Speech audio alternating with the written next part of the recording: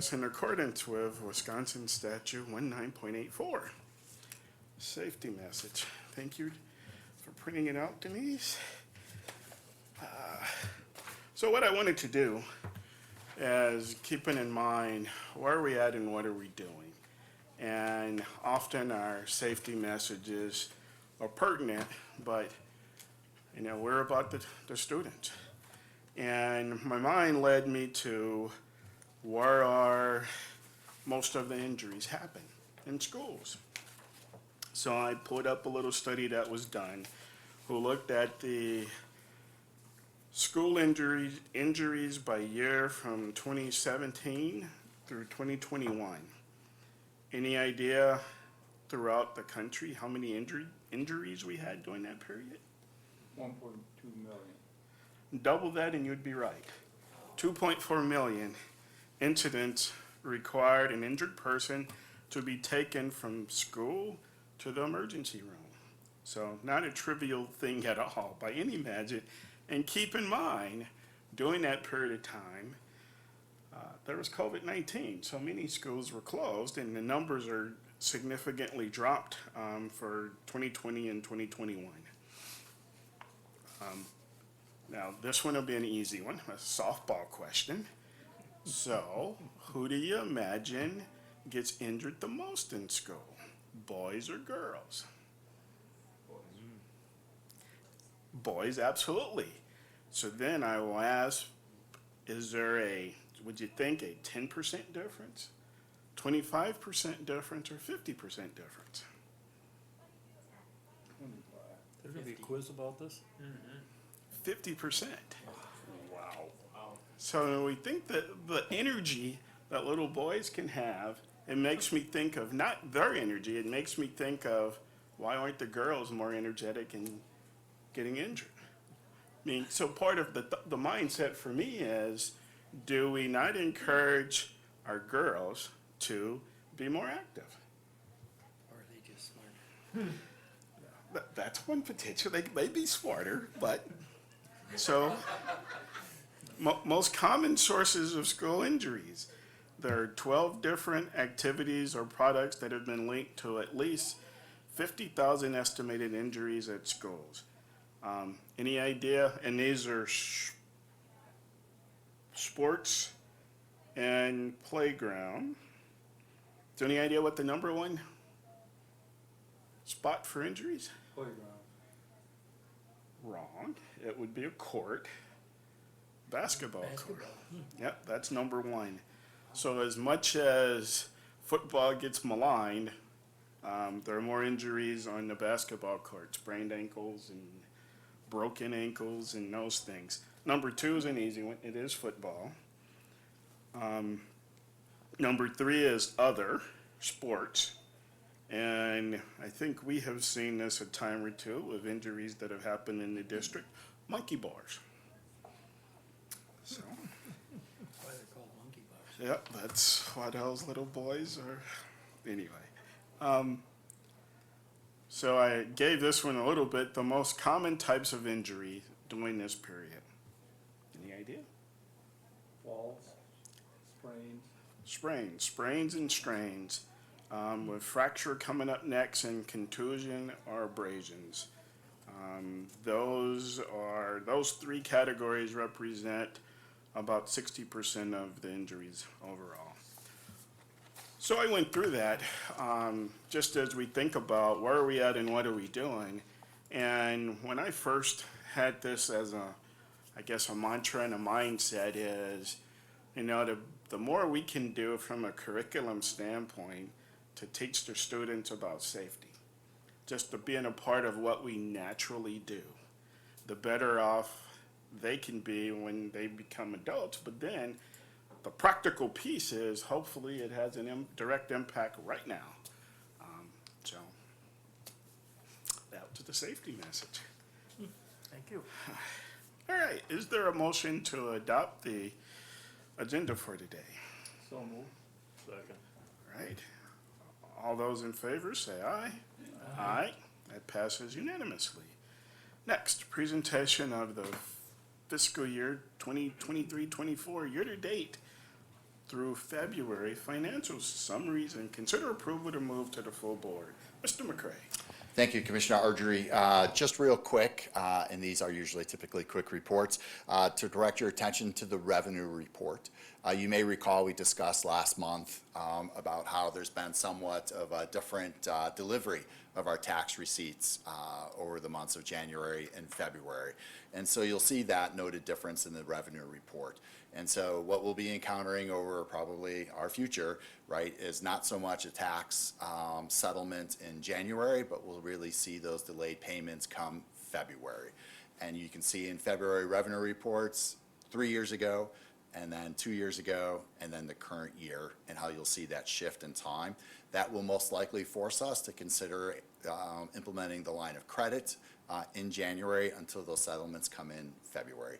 We did this last go around. Again, it's a minimal duration, less than 3 weeks, right? But it does help us with our cash flow. And to remind the committee, our payroll does go out on the 10th and 25th of every month.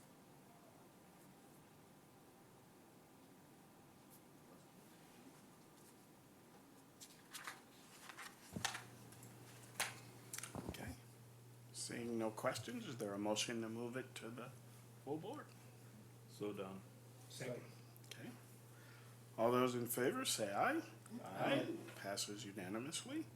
Sorry, who was the second on that? Thank you. All right, let's see. Item number 5, update on the 2020 referendum and ESSER funded capital projects. Tammy Carlson and Dave Leader. Good afternoon. Give you a little update on what we have accomplished at Franklin Middle School over spring break. As you know, it's always a little easier to get some work done when we don't have students and staff. So we did a lot of planning before spring break, and were able to abate all the asbestos and all the tunnels and mechanical rooms in that 5-day process. Actually, a 7-day process. We used a weekend involved with that as well. In addition to that, we were able to do a lot of mechanical installs in the ceilings in the southeast corridor. So we're able to install ductwork, some VAV boxes, as well as a new system in the maintenance shop area, all ductwork and some of the controls as well. So made some good progress. Right now we're in process of doing some pipe demolition. There's a lot of pipe that was left over from other things from way back when. All that had been abated, and a lot of that piping is being demolished, so we can fit our new piping in place. So made a lot of good progress. I think we all realize what kind of a beast this is when we go into a building and we do a complete renovation of the HVAC system. So anything that we can do ahead of time only helps us during the summer. Blitz is what we call it. So a lot of good work. Any questions on Franklin? HVAC stuff. Okay. Little update on the building automation systems. We're currently underway at Craig, Parker, Marshall, Van Buren, Roosevelt, Kennedy, Jefferson, and Harrison. Right now we're in non-intrusive spaces, so to speak. We're not going into spaces that are going to disrupt any staff members or students. So a lot of those controls are getting put on air handlers, existing equipment. So we're making progress there with a completion date of end of summer. So we are on top of that as well. Fire alarm systems, reminder, Adams, Roosevelt, Washington, Marshall, and Harrison. Scheduling of the work is underway. As soon as some of the drawings are freshened up a little bit, I will provide the committee with schedules for installs.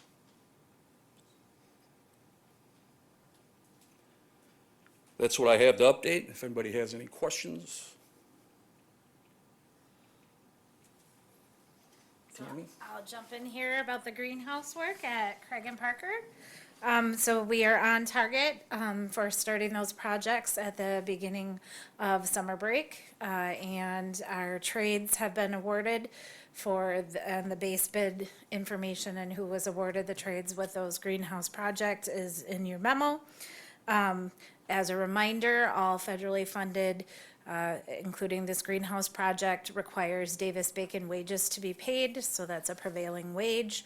So regardless of what type of house that the businesses are that we're working with, they are required to pay that prevailing wage.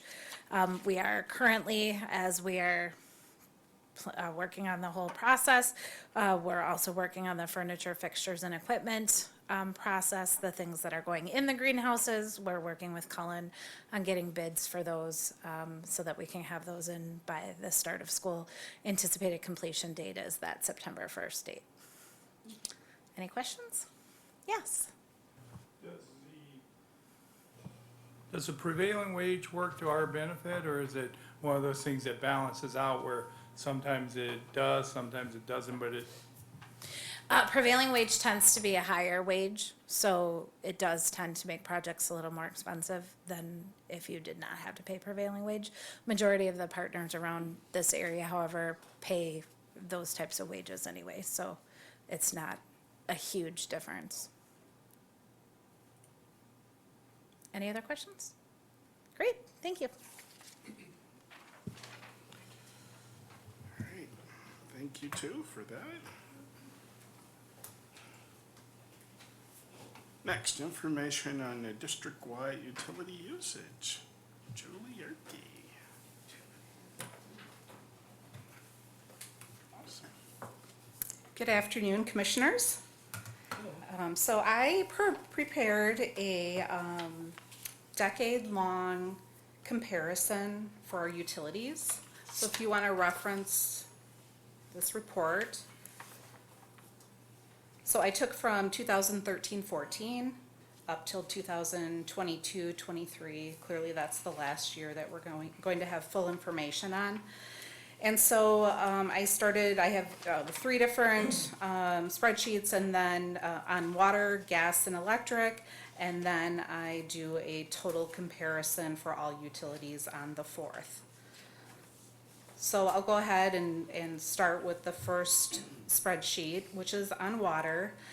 And for this, I did the total usage and then the total cost of the water for each year. So you can see the totals at the very bottom. And then each school is listed individually within that as well. And different locations as well. So my main points for the water is if you compare the totals on 2013-14 and then you compare it to the 2022-23, you're going to notice fairly stable usage. And if you really look, it does fluctuate a little bit, especially during COVID times, but overall it is very stable. The biggest thing you're going to notice is that there was a 104% increase in cost. So that's pretty significant.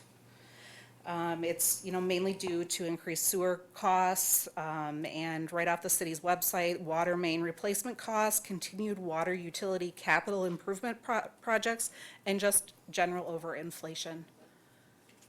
So that's kind of my main point on water. Does anyone have any questions? Not so much a question, more of a comment. We can see the impact of the one particular industry that left, and once the rates adjusted, we see how much that particular subsidizing the overall usage. So Yes, it's coming. thank you for that. Okay, so we'll move on to electric. And I did the same thing here. Each year shows total usage at every school and the total cost of electric usage at every school for the 10 years provided. So kind of, when I looked at this and analyzed it, I wanted to really showcase Edison. So that's going to be the bright yellow areas. And especially since all the updates done in 2018, you can really see, when you take a look at the numbers of usage, you can really see a pretty steep decline in electric usage, which was due to our upgrades. So that's a very positive note.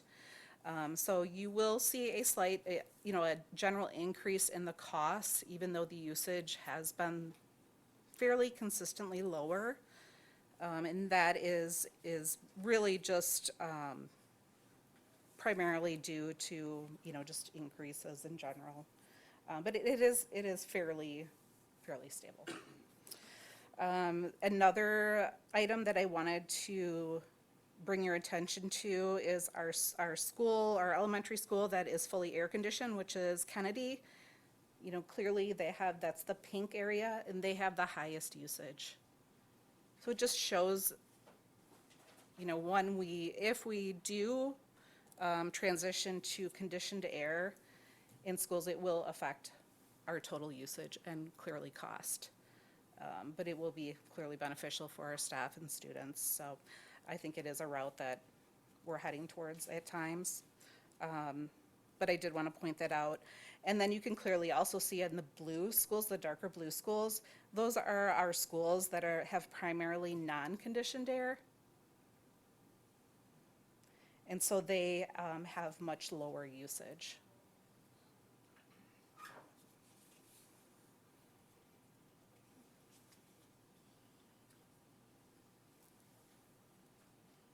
Do you have any questions in regards to anything on the electric spreadsheet? And I'm sure this will take time for you to look at, and if you have any questions later, you can always email me as well. Good? Go to the next one? Okay. So we'll take a look at gas. Again, I did the same thing on the gas spreadsheet. So some of the things I want to highlight is that if you look at 2013, 14, and then you look at 2022, 23, thank you, you are going to see a slightly decreased usage and also a cost, basically over the last decade, which is good news for us.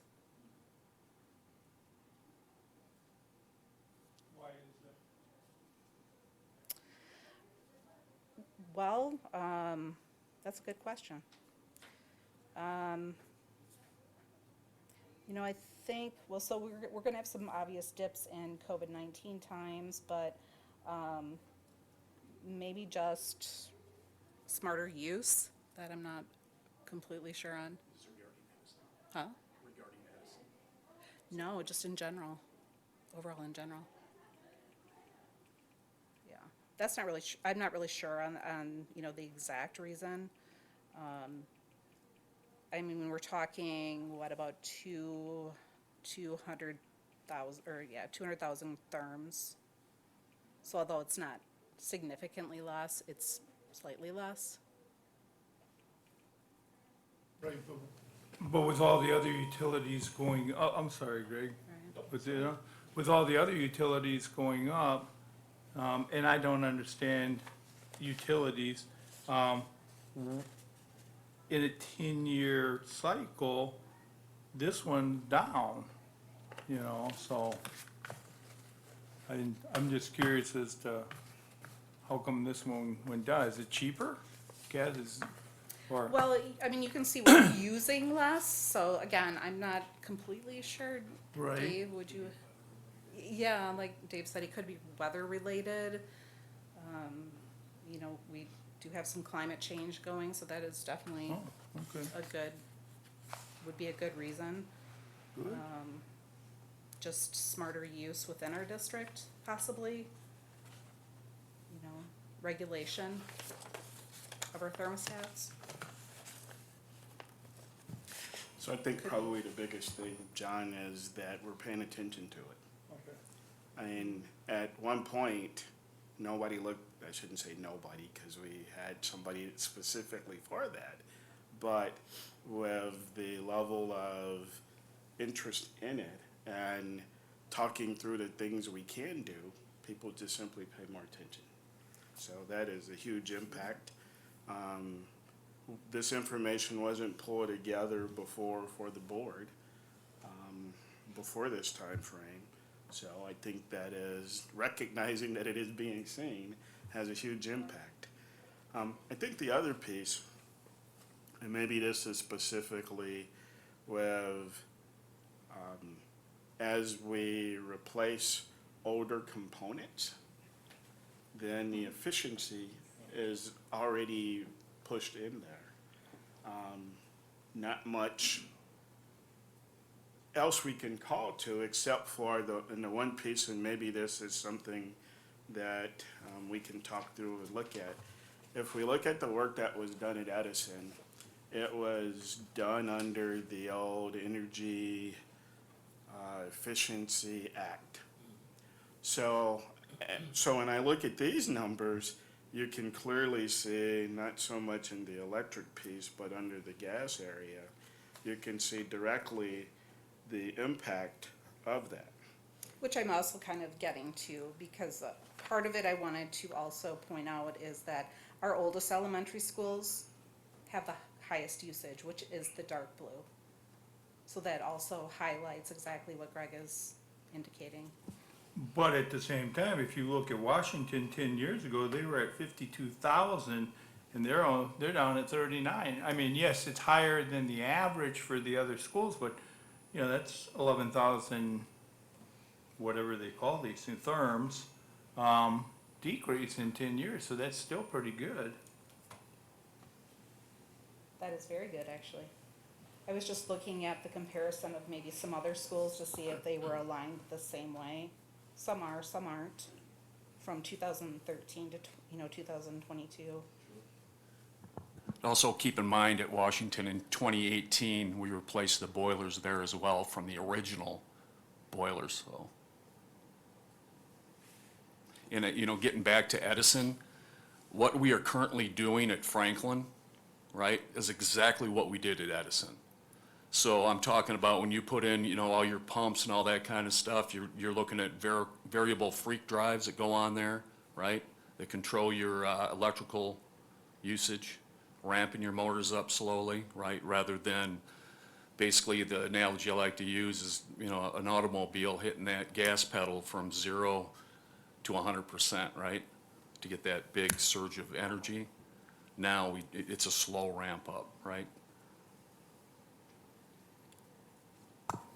So you also take a look at Franklin there and look at, it's in orange, highlighted in orange.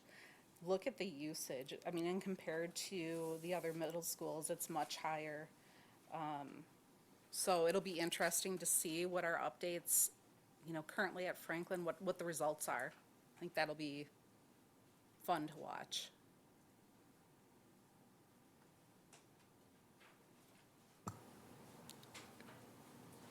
Commissioner Ardrey, if I may. So, great question, Mr. Hannawell, thank you, and I appreciate Julie's work into the utilities and looking at it longitudinally over time, right? And certainly Dave's comments are, if you will, spot on in terms of noting the boiler work done. I think what the data probably is really indicative of, we've done work here, there, and everywhere, but really taking, as we look to long-range facilities planning, a comprehensive approach. So we've done boiler upgrades, essentially the heart of the building, right? But it's really looking at the windows, the building envelope, anything, if you will, that contains an R value. How can we improve there? Really with the intent of, can we keep our utility cost $1 or less between natural gas, water, and electric, right? By still also perhaps improving the educational environment for our students, right? So the work, again, related to windows, to comprehensive systems at our buildings, which is indicative of Edison and now Franklin. Even when we talk about, and Julie referenced Kennedy, right? Our new school is nearly 25 years old, right? And Dave can probably go into great detail in terms of, we upgraded the boilers as part of the recently approved 2020 referendum, right? But there are still other building systems components, right, that we need to upgrade in order to improve the efficiency within that building. So really the bottom line is, our work isn't done. We're headed in the right direction, and long-range facility planning will hopefully afford us the opportunity to provide comprehensive solutions. Yeah, and I would hope that as we move forward with the long-term planning, and especially from the building perspective, that these things get pointed out in terms of projects that are significant in terms of saving the district money. Because, I mean, when you look at this, this is great, to be able to look 10 Right. years. And when you do look at ones like Edison and some of these others, if we look at what we're gonna do in some of our other schools, or what we might do in some of our other schools, and the savings, I think those are great, what do I say, selling points for the value of doing these projects. Correct, yes. Yeah. Yeah, it definitely outlines the work that's been done, and the savings are clear. Yeah. Yep. Okay, so I'm gonna go on to the final spreadsheet.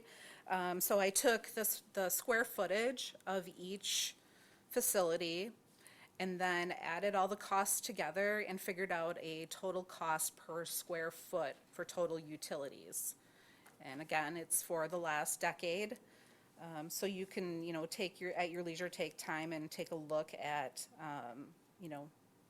different values and compare things for yourself. Highlights that I wanted to show you is definitely Edison again. You can clearly see that the improvement in Edison's total cost per square foot after the 2018 updates are significant. They go down, for a few years. The only thing we are combating, so you will see kind of a little bit of a rise as we get closer to today's time, is there is an increased overall utility costs that are going to affect the cost per square foot. That it's inflation. However, had we not done those updates, we would be significantly higher at this date and time. So that we can't really get around, but we are still saving money. And they have the lowest cost per square foot of any of the middle schools. And you can kind of see that on the spreadsheet. And kind of the other thing that I wanted to highlight was the dark blue areas, and that's the older elementary schools. Say, Julie, can I add something real quick? Yeah. I'm sorry to interrupt. Please keep in mind that this upcoming summer, Edison's windows will be replaced. So that will really complete that building envelope, because in 2018, right, went ahead and did all of the roofing, but 90% of the roofing, so this will complete that building envelope. Thank you. Yeah, so that those updates will hopefully further help to lower the utility costs. So again, finishing up that the older elementary schools that have non-conditioned air will have the lowest cost per square foot, like Adams, Roosevelt, Washington. There might be some anomalies in here, but those are usually the lowest, and we don't have conditioned air, so it's not costing us as much to cool. So those were the highlights that I wanted to share with you. And again, like I said, there's a lot of figures here, so if you look at this and have any questions, please feel free to reach out to me. Is there any other questions I can entertain?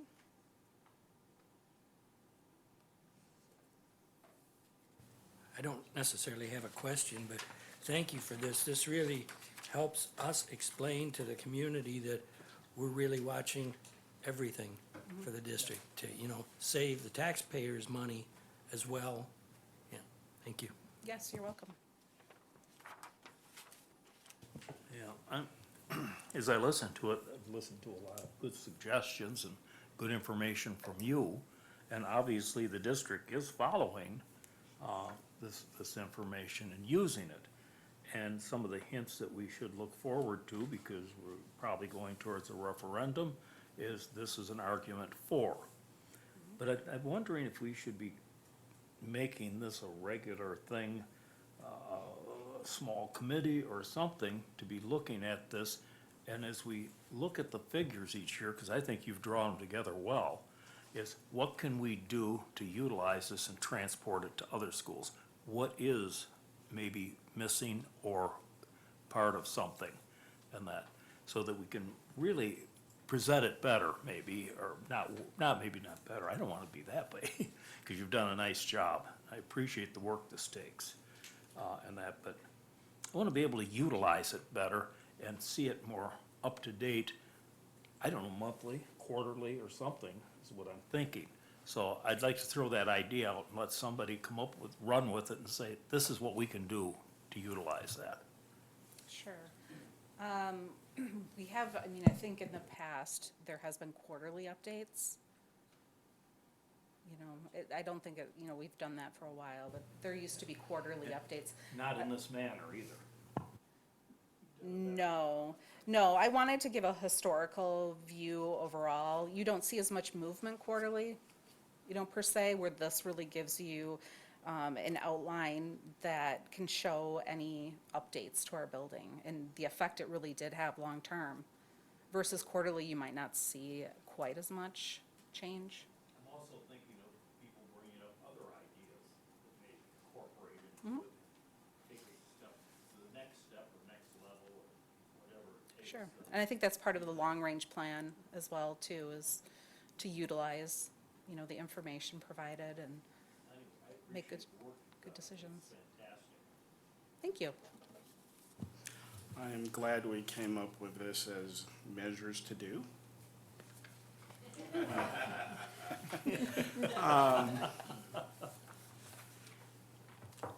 This is a convention-worthy presentation. Well, thank you. So I'm just saying, for the school boards, as we talk about seeing taxpayer dollars and programs and how they have a positive impact, this tells Shows that it. story.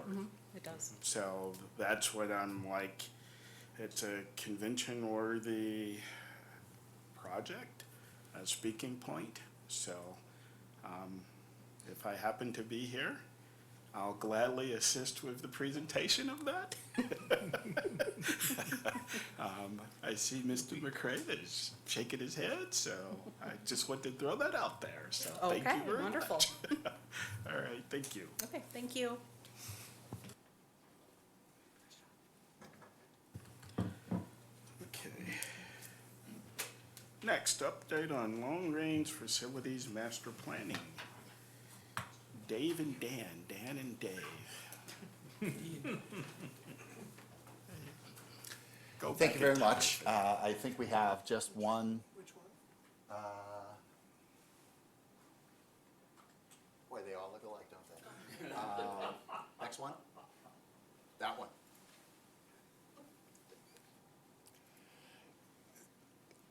So we really appreciate, I think, as an administrative group, the work that the committee has done in terms of ushering through long-range facility master planning. As you know, we've kind of passed that baton to the full board, but your work is not entirely done. So we really wanted to give you a quick update, one of which is, as you know, on April 9th, there will be a board workshop following the meeting. We'll really get into some details. Superintendent Holtzman will outline those, as well as give you an update in terms of the community-wide survey that is forthcoming as well. So lots of work that our partners, Epstein Yoon Architects, JP Cullen, and the administrative group is undertaking in order to prepare for that workshop on April 9th. And part of that, really, I wanted to take a moment to chat just a little bit, there we go, about our debt service. Right, because not only are we taking a look at, we'll say, the environmental needs of our buildings, the educational adequacy of our buildings, but right, there are debt implications, there are tax implications. And you've seen this chart, I believe, before, back in the fall, and I just wanted to bring it forward again. And we've not determined a particular value that we'll be asking taxpayers about, right? As you know, the initial assessment on just maintenance only was $578 million. I think we've been crystal clear in our communications that there will not be a $578 million administration recommendation to the Board of Education for its approval, right? So we really enjoy employment here at the School District of Janesville, so you will not see that dollar value brought forth administratively. But again, we're working through what are those high priority maintenance needs and what are those needs in terms of educational adequacy. Will we continue to have students out in the hallway receiving one-on-one instruction? Will we upgrade our, if you will, labs and science classrooms? Will we take a look at preparing spaces or upgrading spaces to prepare people for the workforce? Right, because we're here really to serve the needs of the community. So real quick, back to debt, is you'll take a look at the chart and you'll see kind of our current year and prior years in terms of a mix between scheduled debt payments in green and yellow debt payments in terms of the board taking the opportunity to defease debt or to prepay debt to save on interest as well as to structure any debt considerations in the future, right? So you'll notice that there's a downward trend in the green, which is good for us. Those are our scheduled debt payments. You'll also notice this last fiscal year, we did not levy in advance in order to defease in May for Fund 39. You'll see a Fund 38 that defeasance consideration. We alluded to that in the fall, but we are not planning on doing so for Fund 39. So all we are making this current fiscal year is our scheduled debt payment, essentially our scheduled mortgage payment, right?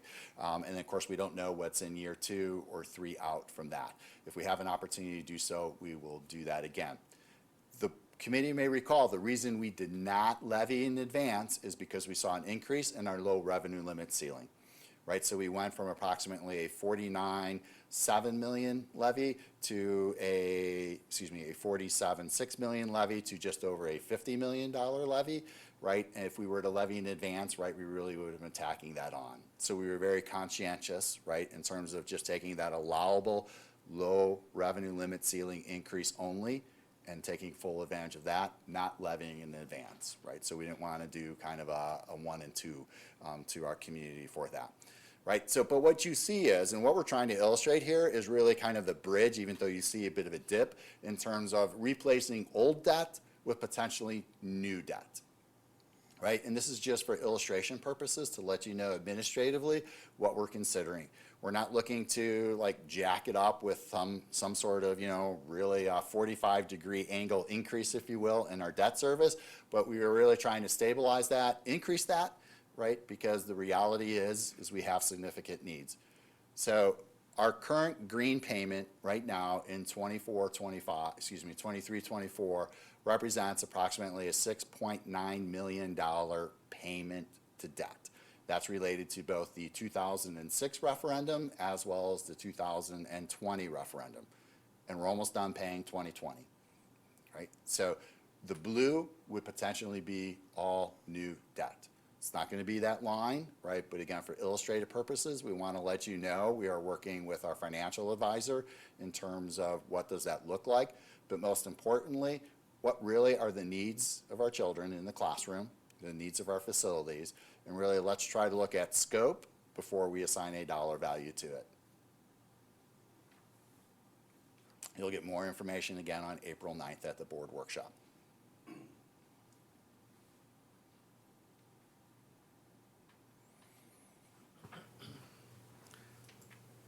So I think the most significant piece here is if we add no new debt, then here in a couple of years, there is no debt at all. That is correct. I mean, so all that we have done, we've done a fantastic job of managing the overall taxpayer dollars and paying down the debt as soon as we possibly can, while also taking care of all of what was shown and the impact that it has. So it continues to tell a great story for us to get to where we're at. So, thank you.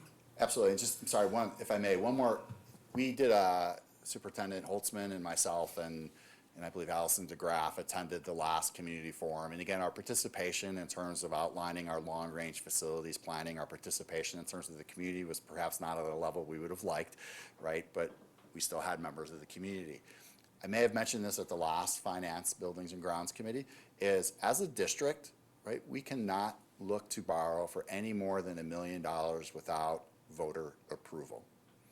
A municipality does not have that obligation. We had 2 individuals in the audience with a municipal background, and they were absolutely amazed that we cannot, as a district, issue debt similar to a municipality. Now, a municipality certainly has its constraints and its rules and its regulations and state statutes that they need to abide by.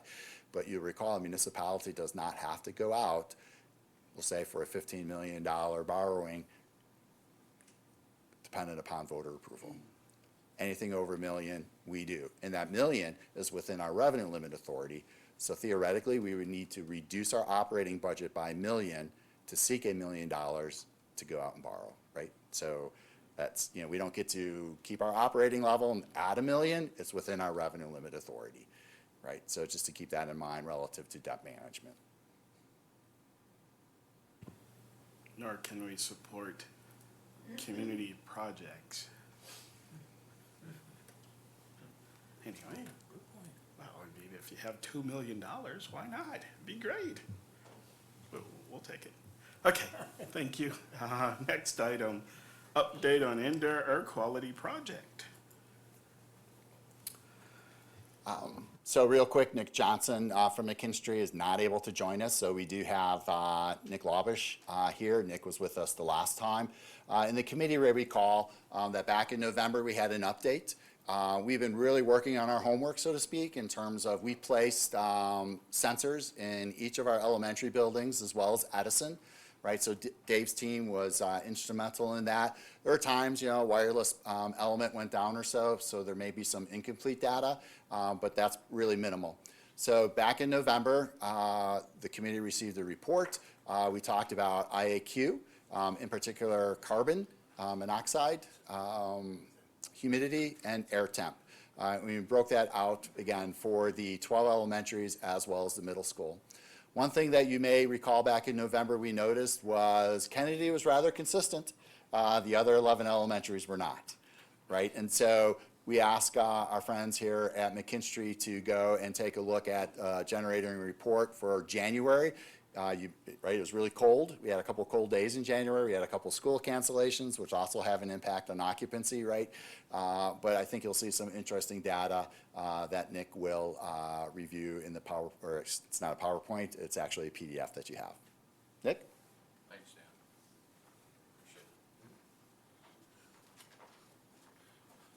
Dan. Thanks for having me in. Scott Johnson, and as Dan said, is out, so Greg, no hard technical questions, please. Been out of engineering school a long time, so. But, yeah, I really applaud the district and Superintendent Holzman and your communication around, you know, long-range planning. I mean, obviously, we work with a lot of districts, and I think you guys are doing it right. You know, you're really, you know, showing that you're good stewards and trying to include the community, as hard as it is to get them out sometimes, but really applaud all of that and appreciate Dave's work. So, and I think the energy report, I think Commissioner Audrey could help with that, given his position at Alliant. You could probably get the district a better rate, maybe. So. All right, Dan, help me out. Just which side here? It's a PDF. Oh, I just got it. Okay.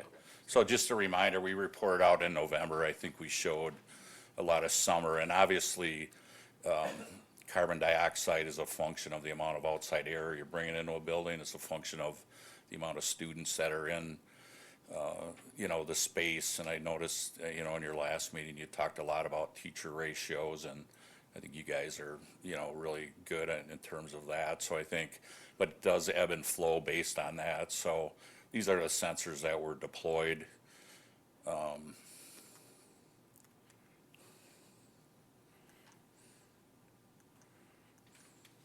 know if the There we go. There we go. So just a reminder, the blue is the carbon dioxide. The middle one, I don't know what color that is because I'm old, is space temperature, and then the purple is humidity. So you can see that if you look at Kennedy kind of as the baseline, that one, you know, really has, you know, always been a, you know, an updated system, right? So that's pretty good. But you look at a lot of the other ones, and it sounds like with the long-range plan, the mechanical systems are going to get some priority based on your decision-making. So I think there'll be some moving around that. But you'll see that there are incidents where it's over the 1,200. and the averages are over, the dash line is, outside air just for reference. Here's a January, a little later in January, you'll notice here that, the numbers are a little better, but still have some outliers, at a couple of the schools, relative to that. And you'll also see even with Dave's good work, and I think they did tune up some of the, controls and some of the space temperature controls are, in need of some improvements. Later in January, again, space temperatures up, the carbon dioxide up in several of those schools. And again, here, this is, if you look at the temperatures as the outside air dampers go closed, you're bringing in less outside air because there's not an override for demand ventilation on the carbon dioxide side, so it compensates for that and drives that up.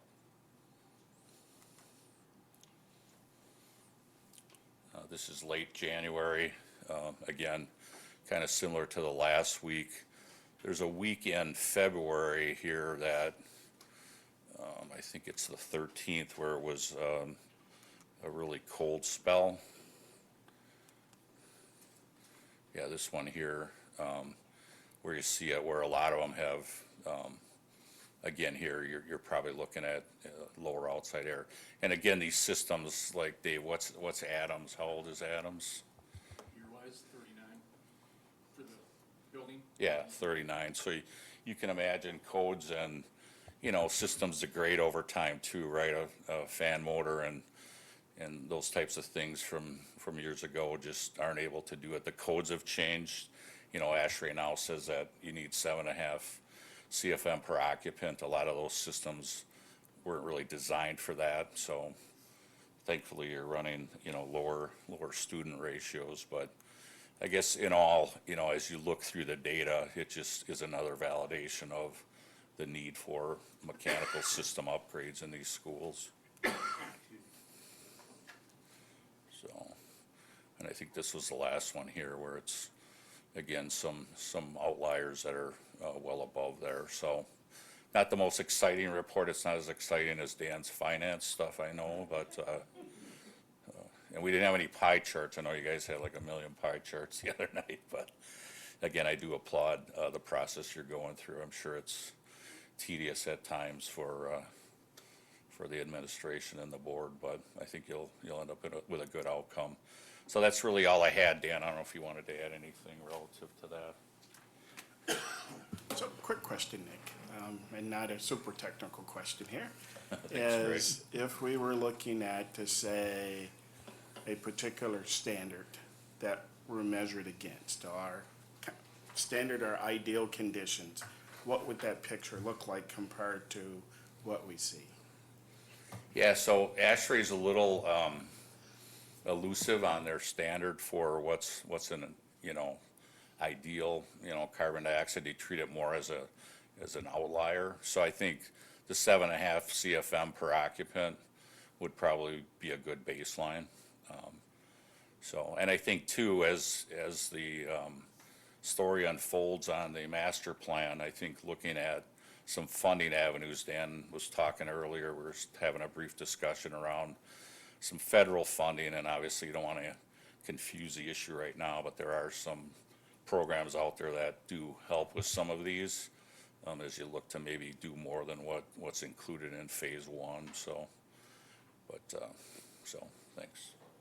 So my main point for asking that, which I'm glad you answered the way I expected you to answer, is, we can review this information and we could go, wow, this is really high. Or we can say this building is better than this building, but when there really isn't a standard and it's sort of slippery, it's really just all relative.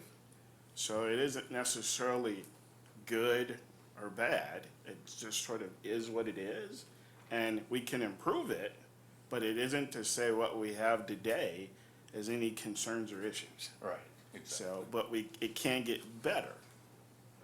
Well said, Greg. Yep. You're an engineer too, I bet. I am. All right. Oh, John. We get 7 weeks of measuring in the winter. Yeah, Generally, the complaints of the temperature in the classrooms come in the summer.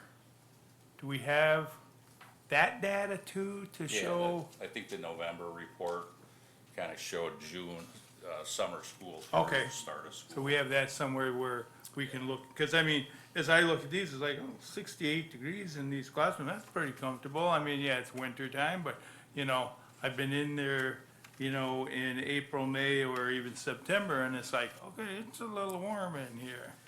It Yeah, is. so- Great question, Commissioner Hannawal. You'll recall there are two reports in your packet. The report, the November report, I'll call it, did take a look, if you will, I believe from a segment in late May through summer, because we have a very, well-attended summer school program.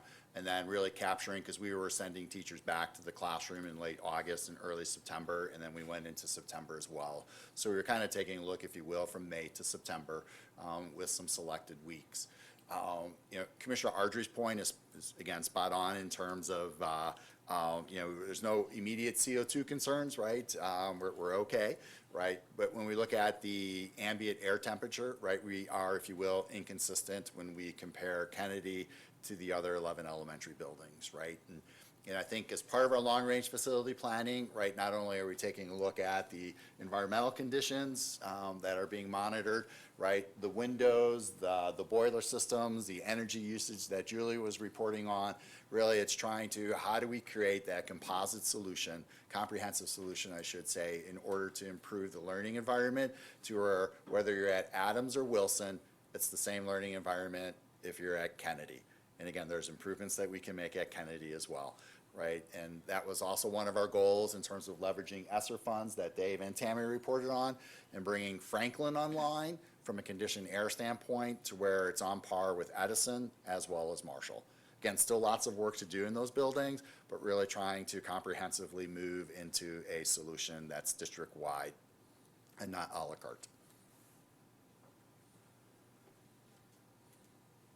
Okay, thanks a lot, Nick. What's that? I just said thanks a lot. Oh, hey, bye. Thanks for taking it easy on me, Greg. All right, next up, update on fiscal 24-25 budget development process. Yeah, real quick, we're going to focus a little bit more on expenses, and since health insurance is a rather substantial expense for the district, Jamie Brown, our manager of benefits and wellness, and I know Scott is in the audience as well, but Jamie's going to share with the committee a few words.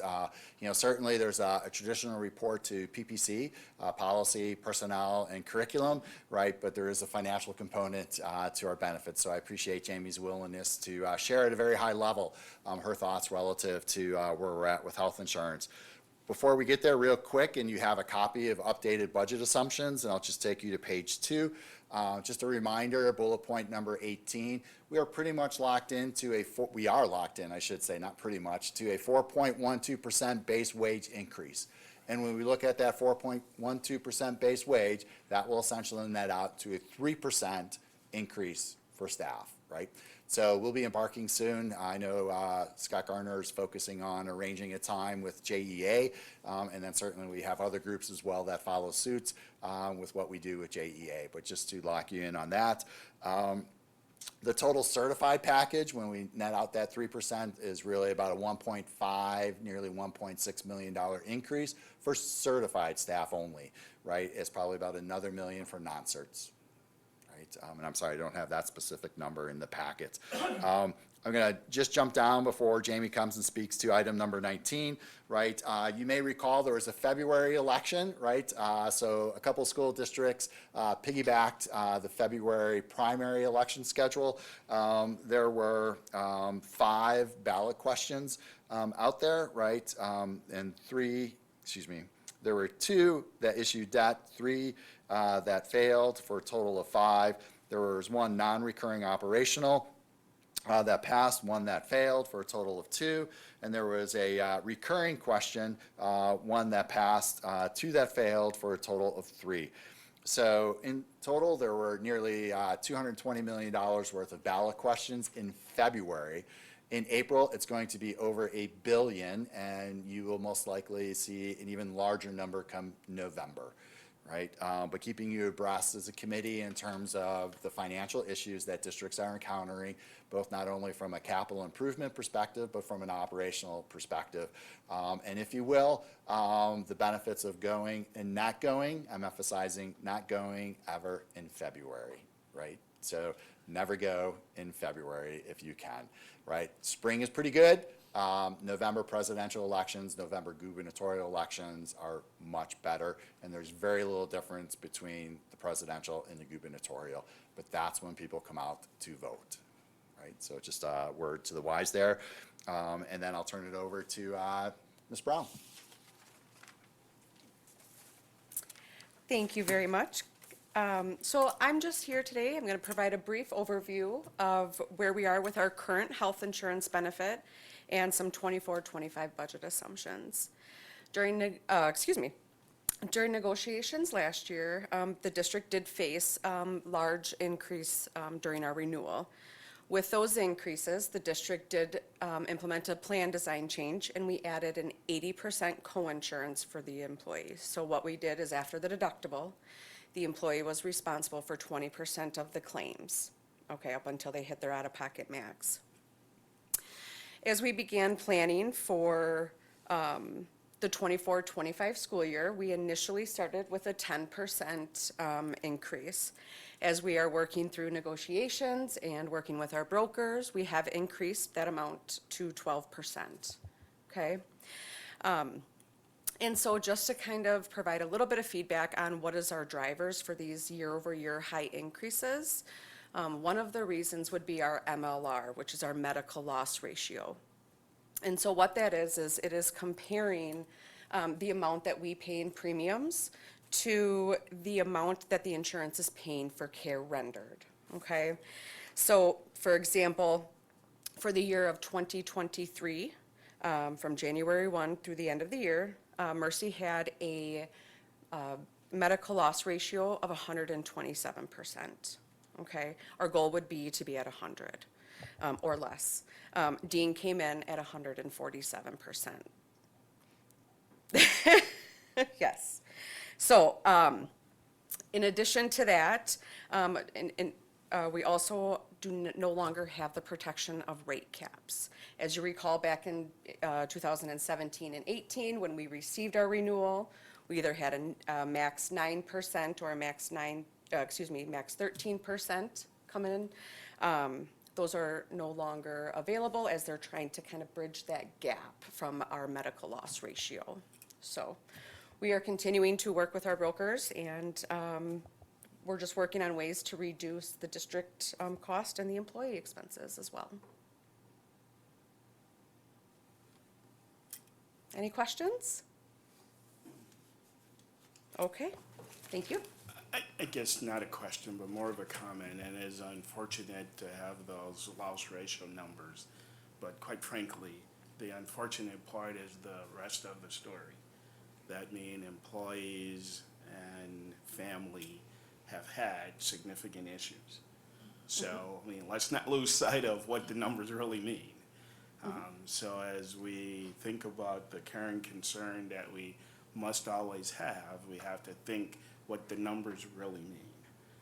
And so, high, but the impact to families are significant. So just Absolutely. as a thought. Yep. Okay, thanks, Jamie. Thank you.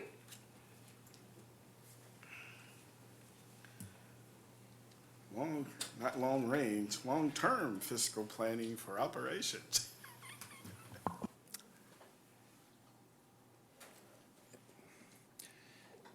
So before I forget, and thank you for allowing me this quick indulgence. So I know we have a board member, a committee member who's up for election, right? And I know we have a committee member who is retiring. So I just want to take a moment to thank Commissioner Hannawall for his service to the board as well as to the Finance Committee. I believe there'll be a more formal recognition, but I really appreciate, and I think everyone in business services and elsewhere appreciate your willingness to seek to understand and to look to identify and work with administration for solutions. So thank you for that.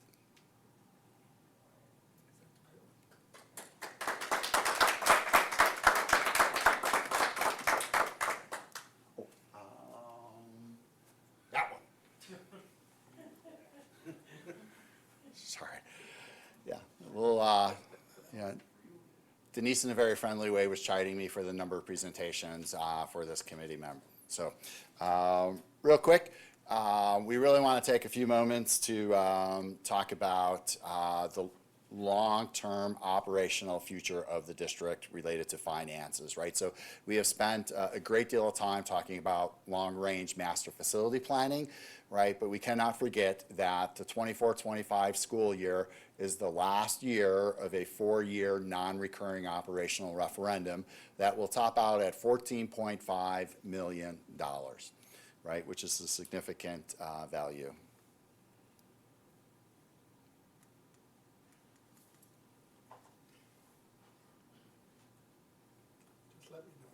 Oh, really? Okay. All right. Well, thank you very much, Patrick. Do you want me to just I can't hit the keyboard. You want me to take the keyboard?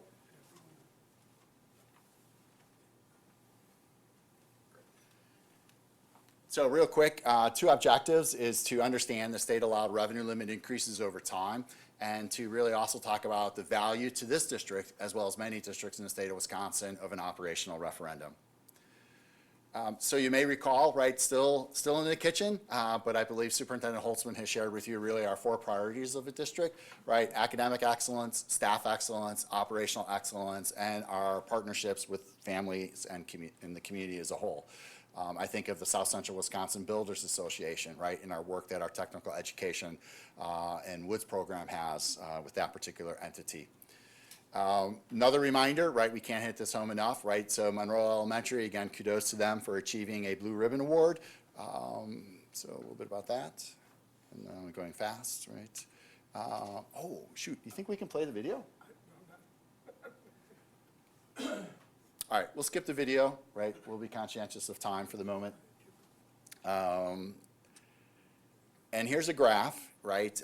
And this is probably something you may begin to see in your Wisconsin Association of School Boards newsletter that comes out, or I should say their monthly magazine. It's really a graph that the School Administrator Alliance has put together, and the SSA, or School Administrator Alliance, is the Wisconsin Association of School Business Officials, the Wisconsin Association of School District Administrators, Special Ed, and I think there's another group in there as well. But essentially, one point, right, is kind of going back since the start of the Revenue Limit Authority, right, at the initial thought when Governor Tommy Thompson and the state capital decided to let's adjust allowable increases to inflation, right?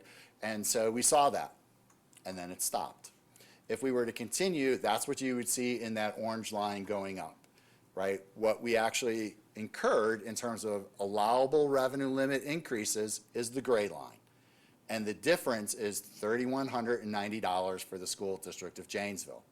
So I'm going to do simple math, right, because I like simple math when I'm not looking at an Excel spreadsheet, right, to help me with my math, is let's say it's $3,000 times 9,000 students is $27 million, right? Had we kept pace with inflation, we would have $27 million more to work with. Now with that 27 million is a contribution of both the state as well as local taxpayers within a district's revenue limit authority, right? But that's kind of the gap in funding, right, when we look only at the revenue limit increase. Someone smart out there is going to say, but what about that per pupil categorical aid you receive as a district, right? That's additional revenue. And we would say, absolutely it is. So we factored that in, right? So that has not been consistent over the years. Sometimes it's 0 and 0 again and 0 again, and sometimes it's another 50 and then maybe 50 and then 0. So it's been rather inconsistent in its delivery to school districts in the state. So let's say, well, let's add that into the mix as well. So that's 2,500, right, that we're still short, right? It didn't make up the loss of the district's revenue limit authority adjusted for inflation, right? And then someone else in the room is going to say, hey, but you guys passed that operating referendum. And yes, we did. And this is the question. And when we apply it, this is what it looks like. So we close the gap further. Right, so we have revenue limit increases which have not kept pace with inflation, but we've had per student categorical aid. And then yes, we've had additional revenue because we needed to make up for that loss by passing, and thankful to the community, the operational referendum. all right? But when we look at inflation over time versus our revenue growth over time, revenue limit authority, per student categorical aid, as well as the operating referendum, we're still $870 per pupil short. And you say, well, what's 800 times 9,000? Again, keeping the simple math. I actually did it a little bit more detailed. We're still about 8 million short. Right, so sometimes when we go from district to district, or we see this district is doing that, and why are we not? Or why do we need to leverage ESSER funds to invest in curricular adoptions, such as Bridges, right, or Wonders, right? Why can we not afford that out of our operating budget? Because we've had limited revenue limit authority growth, right? So we need to leverage ESSER funds, and thankful for that, right? Thankful to Tammy for working with our friends in curriculum instructions to leverage that grant opportunity, right? But that grant opportunity concludes September 30th, 2024, right? So those dollars in terms of intervention, those dollars in terms of investing in curricular adoptions, right? Those dollars in terms of leveraging into Franklin from a facility standpoint will be gone, right? And then we're going back to the formula, right? So 8 million short. All right, we're going to look a little bit at any questions thus far. Throwing a lot of data at you. No pie charts, but we did a lot of line graphs. We shared this back at the annual budget adoption and hearing, right? And just from comparison, right, this is fiscal year 24, so 23-24 data. Okay, my former district, including its operating referendum on a recurring basis, right, if you will, has a revenue limit authority per pupil of $14,057. Right? Including our operating referendum, we're 12,252. So there's a bit of a gap there, right? And then you can see where Milton and Parkview are at, right? And what 2 districts lost an operating referendum on this list, what 3 districts lost an operating referendum this last year. Beloit, Milton, and Parkview. And this is, again, it's just taking a look, as well as just adding revenue limit authority plus operating referendum. If we look at comparables, we'll say within the Big 8 or comparatively sized districts, right? So when you travel up to Verona for a football game, or you're going to Sun Prairie for a swim meet, right? Or you're going to Middleton Cross Plains, right, for a show choir performance at their invite, right? You can see their allowable revenue limit compared to our allowable revenue limit, right? And so, you know, 15,421 in Verona compared to, with our operating referendum, 12,251. Now, I will tell you, Verona, again, does have a recurring operating referendum built into their revenue limit formula, right? So they're not always having to go every 2 to 4 years and ask. They have built that in over time. And you say, well, how much more money does that give Verona? Verona has 29 more million to spend than what we do in Janesville. Madison 16, Sun Prairie 12, Middleton 7.3. And you can see the 3 districts below, right, don't have that revenue that we do because our community was supportive of an operating referendum. And we can't thank them enough for that. So substantial resources, 29 more million, right, with essentially nearly 4,000 less students than what we have. Right, now someone's going to say, but that's a wealthy community. I'm going to say, you know, their tax base and our tax base, right? I'm not saying the property value is equivalent, right, but they're paying taxes up in Verona. We get a ton of state aid, right? We're nearly 2/3 funding. Verona, Sun Prairie, Madison, and Middleton are not at that level. So they have a greater tax burden than what we do. So where someone could say, well, they can afford that. And I would say, who likes to pay taxes? Right? We don't like it, right? But yet I think we find value in it in the community, and I think our community has found value in it by supporting the operational referendum in 2020, as well as our debt. So just again, a recap of our operating referendum, right? We're setting the stage. This will most likely need to be a board consideration in August, right? Do we renew? Or do you say to Superintendent Holtzman, Dan McCray, and Scott Garner, hey, 14.5 million next year, you guys figure it out, we're not asking for that, right? Once we are on that train, it's very difficult to get off of that train. We will never get off of that train, right? We saw where Verona is at, nearly 27 more million than what we have, and that's with our $11.5 million operating referendum on a non-recurring basis, right? If you think that the average certified staff, and I should have done this math, I'm sorry, makes $90,000. Okay, take 90, 14.5 million, and that's the number of staff members that could be impacted, right? If we chose not to pursue, you as a board, right, or administration, or if it failed twice, right? It's not good for us, right? So we need that. So that also we have to think about from a long-range planning standpoint, right? If we're always on this train, like how do we maybe manage our ride a little bit better, right? We're not going to get into that detail, but is it every 4 years we're going to go and ask?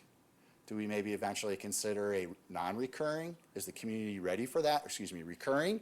Is the community ready for that? You know, do we build a bridge to that? Right? And when we think about, you know, the brand value proposition in terms of is there value in our brand, right? And again, that's the great work of our, you know, leaders in academics, so to speak, right? Allison, Chris, Kim, Superintendent Holtzman, right? It's how are we making investments in the classroom, right? How are we seeing student achievement? How are we preparing people for the workforce, right? In order for that continued investment to come our way so we continue to do those good things and fulfill our mission. 14.5 million. Now that's about 12% of our budget, right? It's about 14% of our revenue limit authority. So what did the operational referendum support, right?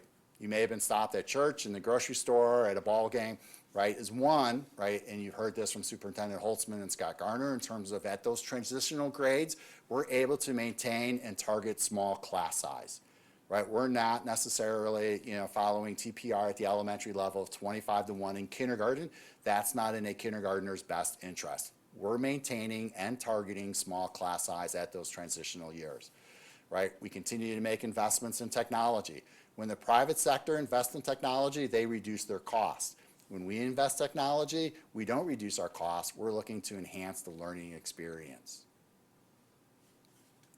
Maintain academic programs, attract and retain staff, right? Superintendent Holtzman and I had the opportunity to attend a labor meeting today, right? And so talking about essentially the future of the district. So thank you very much, Mr. Millard, for planting that seed with the Labor Council, right? And so Superintendent Holtzman referenced, you know, a decade ago, we'd have triple digits applying for a position, right? 5 years ago, we would have double digits applying for a position, a teaching position. Now we have single digits applying for a position. We are in a very competitive environment for talent in the workplace. You know, Mr. Garner can speak to that, right? So how do we continue to attract and retain staff? You heard a presentation by Ms. Brown, right, in terms of what does our benefit package look like. That's certainly an element of total compensation that we need to factor into our long-term fiscal planning. And again, we continue to invest in curricular resources, and we need to do that, right, even outside of the ESSER funding, which we spent nearly $2 million of ESSER funds on curricular adoptions, again, Bridges and Wonders. And then how do we avoid, and this is what the operational referendum supported, draconian or drastic reductions, right, in our services that we provide the community, right? And we're able to do that because of the passage of an operating referendum. So our mission, right, partner with families in our community to inspire and empower all students to achieve their highest potential, right? No mission, no money, no money, no mission. You've heard me share that before, right? The two go hand in hand. Obviously, it's about the child in the classroom, right? But what type of experience when we look at that child, right, entering the workforce or entering college when they're competing against Verona, Middleton, Edgerton, Evansville, Beloit Turner? And how will we continue to attract people to this community, not only from a facility standpoint, but from an educational programming standpoint? Real quick, right, we are getting money, right? The governor signed, I don't know, it's nearly 500 years of $325 each year, right? Most likely, I would say the state assembly and senate are gonna let that ride for a period of time, and they're gonna say, you got your 325. 325 times our 9180, which is our membership, it counts for 2.9 million. Now, you and I and everyone else listening to the broadcast are gonna say, we'd love to have a check for 2.9 million. That's a ton of money, right? But 2.9 million in a $142 million operating budget is not, it's significant, right? But you just heard our wages at 3% uncertified staff are going up nearly 1.6 million. Medical insurance is targeted to go up with the initial budget assumption of 10% increase, $1 million. So that's 2.6 million. And we haven't accounted for support staff, we haven't accounted for utility increases, we haven't accounted for any other type of operational expense increase. So 2.9 million is a ton of money, right? But in an entity our size, 9,500 students, 1,500 staff members, 9th largest district in the state of Wisconsin, right? It's not a ton of money. Absolutely. If I were to say, what is 1% of our, 2% of our budget, right, 140 million, 2.8. $2.8 million. And so if we have a $2.8 million is 2% of our budget, and our minimum requirement is to give our employees a 3% raise, you could already see, without having to do strategic math, that there's a deficit. Just to give, and we're not saying 5, right, we're saying 3. And so that part, sorry about that. That part is significant as we think about how do we strategize. So the only way to do more is to do less of something else. And that is the everyday conversation that we have in our district is, well, what should we stop doing so that we can do more of something else? And I have not had too many families give me updates on what services we should stop doing, right? And again, not that we shouldn't do anything, but we added another opportunity, for example, for good reason maybe, for our kids in an athletic avenue. We should add more, but we didn't say we're gonna take something off, and I don't propose that we should, but it's just an idea when you think about, if we get 2% increase, the baseline is 3% for our wages, and that's probably barely meeting the standard. Thank you.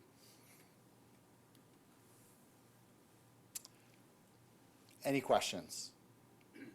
I think I have one more just quick. Do I have another slide deck of the 1 million I have? But do I need to give you this?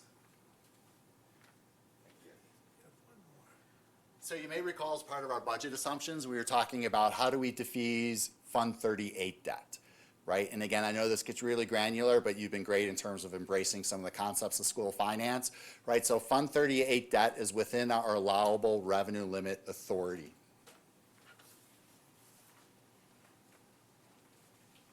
So it competes against operational dollars. It's kind of another way to put it. Right, so within Fund 38, again, it's within a district's revenue limit authority. It's non-referendum approved, right? The board did a really good job in terms of 2019 in refinancing that debt to save some dollars, right? Rather than, and I can't remember what the original debt payment was, but essentially our debt payment now is about $1 million, $1,050,000, $1,075,000. It varies from year to year, but it's between $1 million and $1.1 million. Right? Our final debt payment is March 1st, 2030, right? And what you'll see coming in May is a recommended action by the board to defease 2024 and 2025 to pay that debt off, right? So come the end of the 24-25 fiscal year, we will be debt-free related to that WRS obligation, which is within our revenue limit authority, which is nearly just over $1 million. We can redirect that $1 million then to operational cost. Someone could say, well, what operational costs are those going to be? To which I'd say, we don't know yet, right? And what that means is we live in a rather dynamic environment. And this action really places us in a safe harbor to make those decisions. You heard an update from Ms. Brown relative to health insurance. If health insurance, right, we budgeted 10%, that's $1 million. Right? If it came in at 20%, that's obviously $2 million. Well, where's that extra $1 million come up with? Right? So hopefully it doesn't reach that, right? And I believe Ms. Brown and others had a really good meeting today, right? To where hopefully we're going to avoid that type of increase, right? But we live in a dynamic environment. As of yesterday, we were probably planning on a rather substantial increase, right? Well, where's that $1 million come from?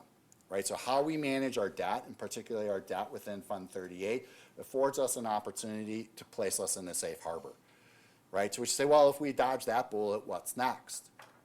Oh, well, what is next, right? So I'll pause for a moment, and this is just a graphic illustration. We may have shared this back in the fall, right? I remember Commissioner Hannawell saying, I think when we were reviewing this very concept at the time, well, why would we not do that? You know, and Commissioner Ardrey was like, absolutely, why would we not do that, right? So we have $6.27 million in remaining debt. That debt is outlined in blue, right? The green debt relates to our Act 32 energy exemption.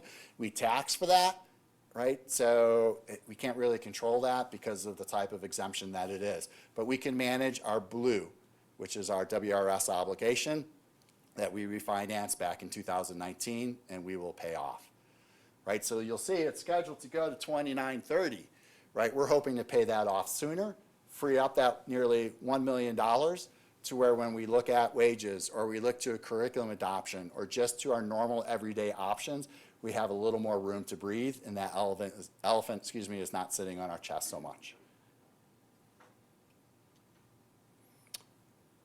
So the district's one-time increase in the value of the low revenue limit ceiling from $10,000 to $11,000, plus directing any 23-24 unspent funds towards the planned defeasance in May is how we're able to pay off that debt. So we've been disciplined in terms of not taking advantage of that low revenue limits increase and applying that full advantage to recurring cost, right? So we're taking a portion of that this year and next year, right? Because our costs will catch up with us on a non-recurring basis, right? So no need to add to recurring costs. I misspoke there. Our recurring costs will continue to go up. No need to add to that recurring cost increase.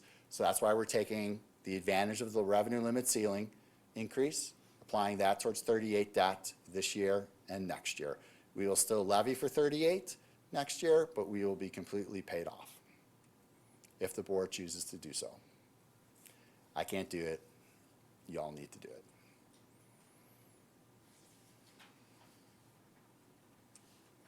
So that's a lot said in terms of how we're managing Fund 38, but how we manage Fund 38, right, provides us some operational latitude moving forward. We also know that we are entering into year 4 of a 4-year non-recurring referendum. The board will need to consider renewing that. The administration will be coming forth in the future in terms of what a particular map for that may look like for the board's consideration. And as a finance committee, buildings and grounds committee, right, you'll get a shot at seeing what that looks like. Any questions?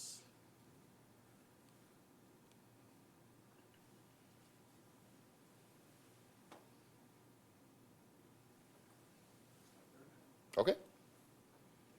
Thank you. Our next item, information and update on facility service and custodial operations.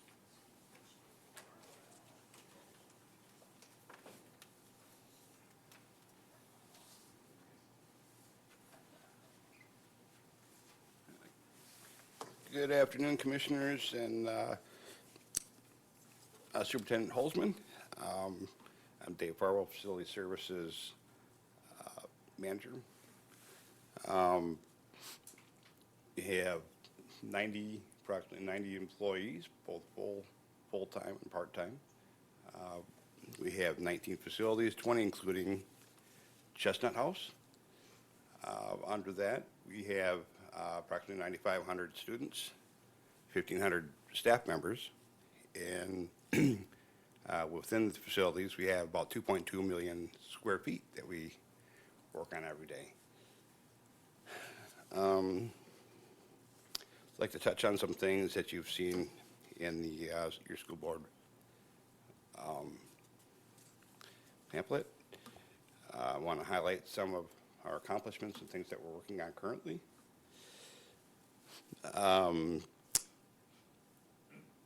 True Time Skyward.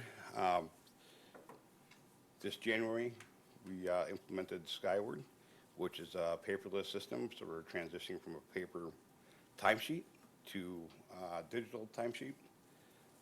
True Time is a software program that staff will use to clock in and out. and basically just want to ensure that our staff are being compensated properly. Moving on, trash and recyclables. We've shifted from one contractor to a different. With the last contractor, we looked at the contract, scrutinized the contract, and saw opportunities. We had concerns. That contractor agreed with our concerns and released us from the contract. We were able to subsequently scrub that contract. We went out to RFP. We were able to start fresh. We did find a new contractor. We've had a little over a year now. Everybody will kind of take a look at what our savings have been. That's came out to about $1,750 per month, or an annual savings of about $21,000 a year. We can continually evaluate and strategize these services and look at other new ways to compound those savings moving forward too with the trash and recyclable services. Safe Schools, EMC update, and 4 or 5 year online training program. This is a continuation. We're in year 4 or 5. Every year we hit on different segments of training. It's kind of a holistic approach from ladder safety, personal protective devices, essentially just trying to emphasize workplace injury prevention throughout the district.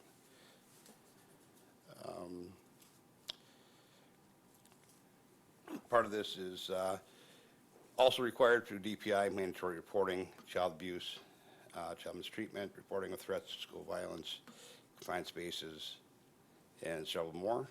It's important that safety is most important for our staff. Onboarding, the business services group has been working on onboarding, trying to, as we bring in new employees, want to make that transition as smooth as possible. Some of the benefits of that are increased employee engagement, reduced turnover, and most importantly, demonstrate that the School District of Janesville is invested in our employees. And in going through this, it's been a team effort, even since publication of this. Jamie Brown and I have sat down and found some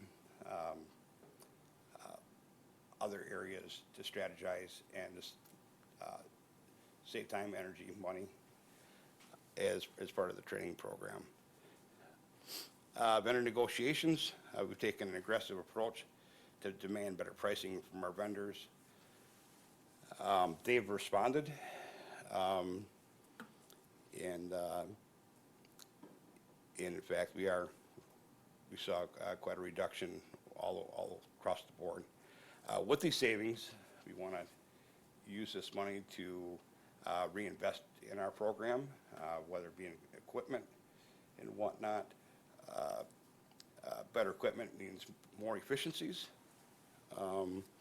as well as an ergonomic impact on our staff by using this better, by utilizing this better equipment.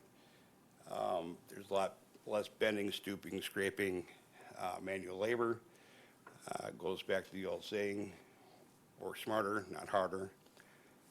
More recently, former head custodian Jackie Truman had used what we call a sidewinder. It's a floor stripper. She was able to do all of her floors, which would typically take approximately 3 weeks, and a little bit longer after the application of wax. She's able to do that in 1.5 weeks with her staff. which allowed them to use their time to do other things. And then also Boyd Gotting, head custodian over at Parker High School, the same thing, be able to cut their time by about half to a third in doing some of these things. And if you have an opportunity to go and take a look at some of the floors over in the cafeteria, I think you'd be very happy, very surprised at how this technology has done some great things for us. So through continuous improvements, Facility Services strives to elevate our staff, our processes, procedures in a manner which enhances the learning environment of both our students and the academic staff to a level of excellence. You have any questions?